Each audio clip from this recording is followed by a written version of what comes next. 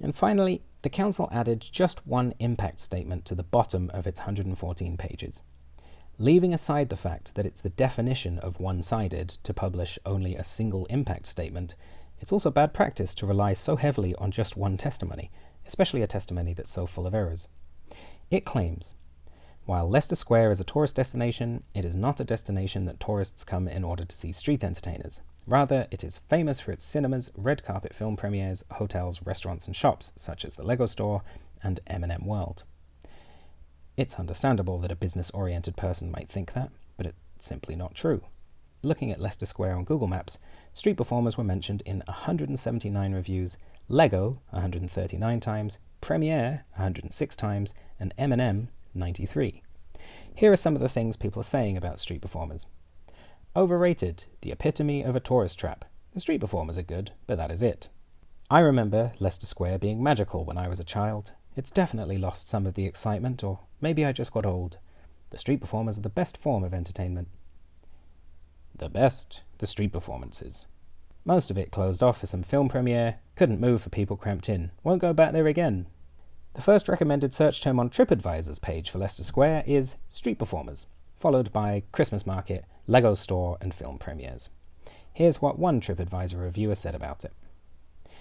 I had not been in Leicester Square for a number of years and it has gone downhill. It's still nice to see the restaurants and street performers. Have I cherry-picked reviews? Of course, but at least I've cherry-picked 5 voices instead of giving just one. I think it's also clear that street performers are the reason why many people go to Leicester Square. More, at least, than anything else. Not for nothing, but I was surprised to read, scrolling through the reviews, how horrible people think the square has become, other than its buskers, of course. Certainly not the vibrant scene the council would have you believe. Sure, there are 5 hotels, 3 cinemas, an M&M store, a Lego store, and a Greggs to visit. But it's also got 4 transnational trans fat sellers, 4 alcohol dealers, 2 caffeine dealers, 2 gambling enablers, 1 sugar dealer, and a nicotine dealer.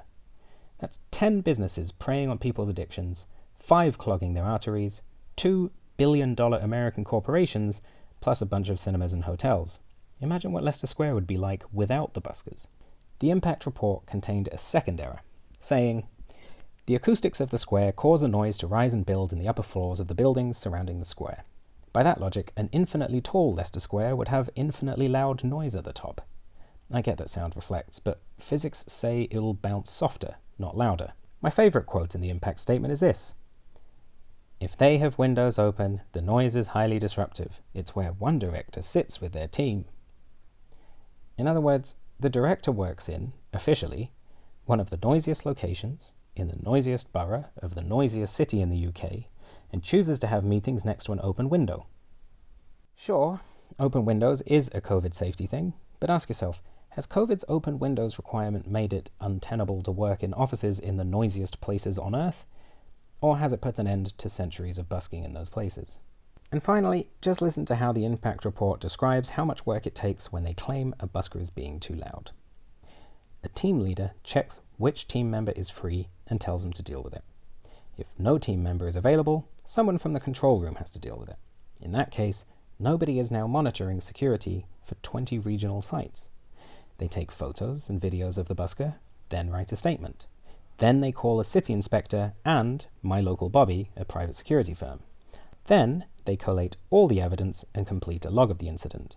Only then do they ask the busker to turn it down, with the whole process taking about 60 minutes. How likely does that actually sound to you?